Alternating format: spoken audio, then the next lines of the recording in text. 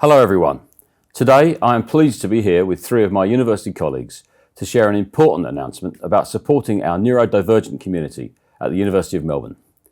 To talk science first, neurodiversity describes the idea that individual differences in neurology are normal variations within the human population and that everyone possesses unique strengths and challenges. In terms of social sciences, worldwide there is a neurodiversity movement that aims to reduce othering by destigmatizing conditions such as autism, ADHD and dyslexia, and removing some of the current social barriers to success so that everyone can thrive. That's why we are here today, as colleagues, to show the University of Melbourne's commitment to making sure our neurodivergent community feel better supported, appreciated and at home in our university community. The problem we are addressing today is not new. In fact, over many centuries, academia has been one of the places where neurodivergent people traditionally congregate. On the other hand, universities have also historically produced research that often focuses on the deficits of people with neurological differences, like autism and ADHD, rather than celebrating the many strengths of neurodivergent people. As a result, we know that many of our current staff and students do not feel safe to be openly identified as neurodivergent.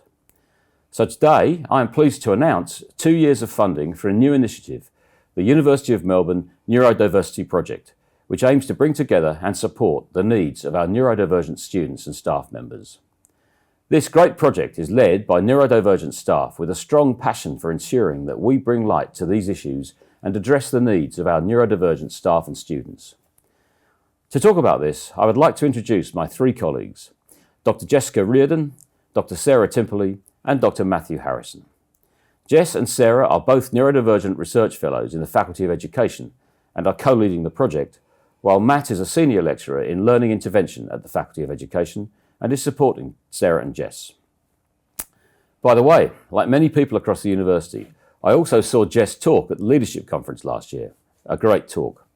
And we're going to go to Jess first. So please tell us about your role in the project, Jess.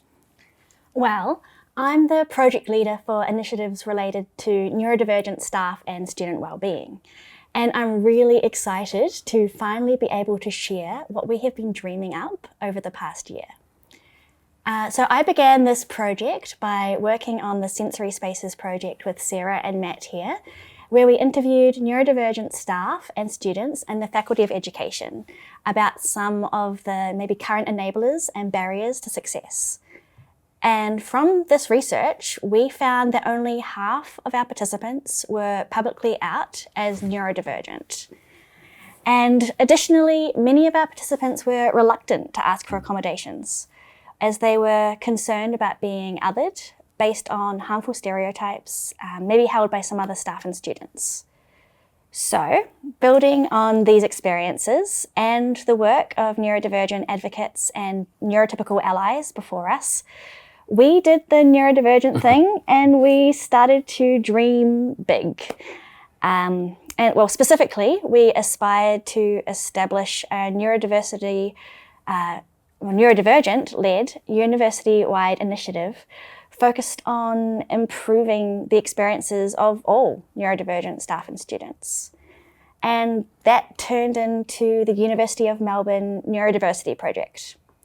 So, to start, we will conduct a university-wide needs analysis to ensure the needs and wants of our community are at the heart of our many initiatives.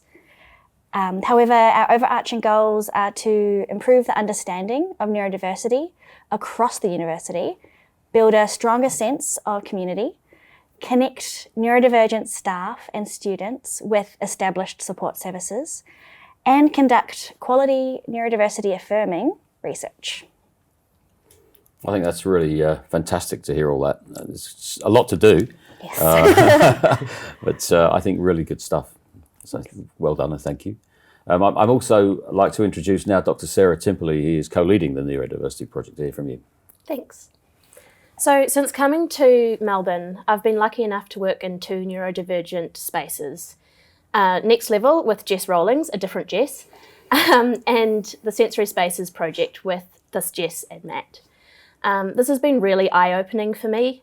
Despite having my ADHD diagnosis for 5 years, I've still faced a lot of challenges that I felt completely alone in, and had no idea were related to being neurodivergent. However, I've now found many of my neurodivergent colleagues have the exact same experiences. It's been both really confronting and really comforting to know that it's not just me. That's been valuable for me, and I hope this project will help all of us to feel less isolated.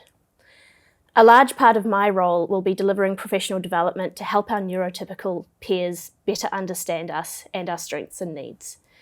I think a lot of our peers do want to understand neurodiversity and act in neuroaffirming ways, but it's really difficult when we were all taught caricatures about the deficiencies of neurominorities. So we've already received a lot of support from places we didn't expect, including this funding. So we're hopeful that we're in the right place at the right time. We're hopeful that our neurodivergent community will share their needs and experiences with us, and that many of our neurotypical colleagues will be open to learning from and supporting us. That's great. And I'm sorry it was unexpected to get the funding from the Vice Chancellor's strategic fund, but I'm really delighted we were able to help with this. It's a very important project, and I really love the idea of turning everything around and getting rid of this deficit sort of language and starting to think of people as people with all of their strengths and weaknesses. Thanks. So I think, Matt, we're going to just hear from you now. Yeah, hello, I'm Matt. I've been working with our neurodivergent colleagues and community since 2015.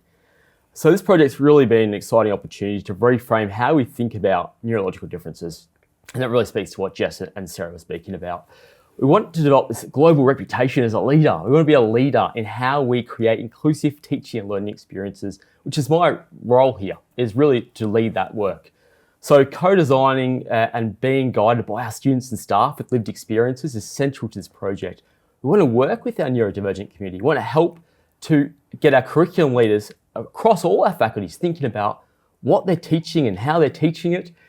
And we really want to put neurodivergence at the centre of these conversations.